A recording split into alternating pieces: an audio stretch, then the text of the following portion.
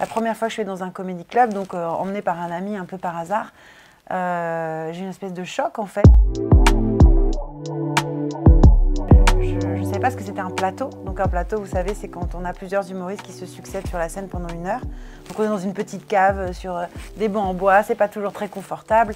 Ça dépend des comédie clubs, mais souvent c'est ça. Et même ça, c'est chouette en fait. C'est-à-dire que c'est un décor un peu inattendu. On a l'impression qu'on est dans quelque chose d'un peu sur le côté, culturellement en fait.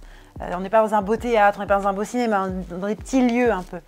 Et ça, c'est chouette. Ça donne, on sent une scène qui est émergente et qui est pleine de vitalité. Et j'ai adoré ça en fait, voir ces 6 humoristes là, ce soir-là, donc des garçons, des filles, qui venaient de partout, en France, de province, de banlieue, de Paris, toutes origines ethniques, socioculturelles, qui me parlaient de politique, de sexualité, de 1000 choses de leur vie quotidienne. J'avais jamais vu un tel concentré en fait, de diversité et de singularité à la fois au même endroit. Et puis ils étaient drôles, donc quand les gens sont drôles, on a envie de les aimer en fait tout de suite, ça crée quand même un lien comme ça fort. Donc vraiment j'avais cette espèce de coup de cœur pour cet endroit, cette scène et ces gens.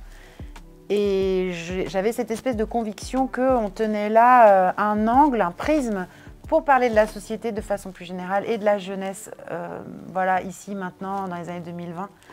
Et que ça allait nous permettre voilà, d'explorer plein de thèmes. Et en même temps de parler de jeunes gens qui ont besoin de s'exprimer et de s'affirmer.